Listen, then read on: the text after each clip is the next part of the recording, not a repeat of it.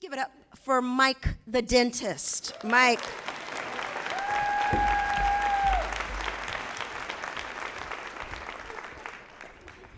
Thank you. This has been an emotional week for me, and so I'm really glad that I have this opportunity to process it with you all. On Monday, my girlfriend Nadia and I came home from visiting my parents, and it was a stressful experience. The weather was bad, our flight got delayed, and by the time we got out of the Uber, it was like midnight. So emotions were high. And I opened the front door to my house, and what I saw disappointed me. And I shared my disappointment in an emotionally mature way. I didn't talk about reality. I talked about my feelings. I talked about my perceptions.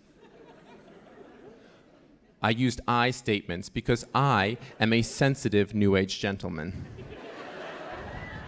I said, I am disappointed with the way your friend Kenzie has left our house after she has been staying here for a week when we were gone. I feel that it's inappropriate, if you were staying in someone else's house, to leave the window open. Don't you think? I feel that it was disrespectful of her to track mud all over the floor, to smoke cigarettes and possibly marijuana in our house, and to borrow our television without even asking us. And Nadia wasn't even listening. She was on the phone. She was shushing me. I did not feel validated. I did not feel heard. But she put the phone on speaker and she said, "Hello, 911, we've been robbed." And I forgave her just in this one instance because there was an emergency, but we were going to talk about it later.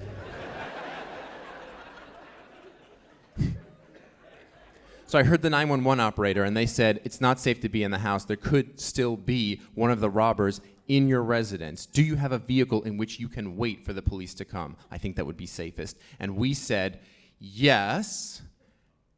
And we swiveled to look at the driveway. And then we said, actually, no. So we waited outside. The police came. We filed a police report, and we went through the missing items that we had, mostly the car and whatever else was in the house. And I asked the police, so when, this is how naive I am, I said, so when do you think you'll be able to get the car back for us?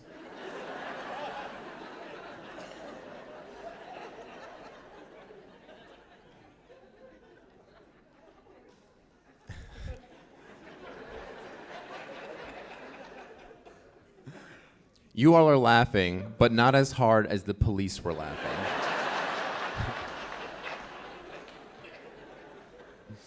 But as they finished their chuckles, Nadia said, I found the car. It's at 602 Bluegrass Avenue. She had remembered that we had Starlink in the car. She called Starlink, and they gave us a GPS location. Now, here's the weird thing. I was expecting to get the entire Louisville Metro Police Department on a stakeout. And we were going to wait to see who got into this car. And when that person did, I personally was going to be part of the team that's in the helicopter that slides down on one of those ropes, and then I would get him. But the cops had a very different plan. They said, here's what we'll do. You get the spare keys to your car. Go down to 602. Drive the car home, case closed.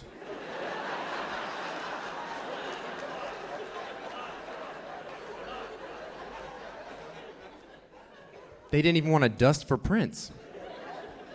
So I'm driving the car home, and I'm thinking about how disappointed I am with the service that I received by the police department. And I'm mentally arranging my Yelp review for the Louisville 5th Division, when I see in the back seat of the car, the perpetrators left a backpack full of heroin. I call the police, and they were interested in the backpack. Then I call my insurance adjuster, and this is the point when I really start to get my blood boiling. I feel the fire of righteous indignation because they refuse to pay to change the locks on my house and on my car. Because, according to my contract and according to this particular claims adjuster, my keys are working fine. They're not broken, they don't need to be replaced. So I decide to educate. I take a step back and I talk about keys and locks and what they're really for. Let's go back before locks. Before locks and keys, there were just doors. And doors, thank you. I missed the shaker. And doors allowed people entrance and exit from wherever they were at.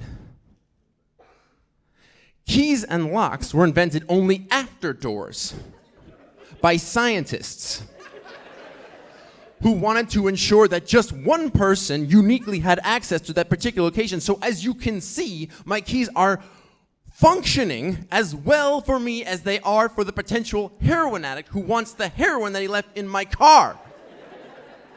Again, I got the response of, "We're not interested." And I said, "I sleep with one eye open, and I suggest that you do too.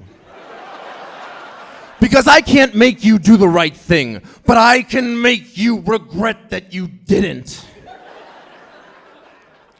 And I spent the last couple days thinking about what I said. I truly regret it. I know why I did. It's because I was looking for control. And the truth is, we don't have any. Thanks very much. I'm Mike the dentist. Thank you to Nadia. Thank you to my parents. And remember, only floss the ones you want to keep.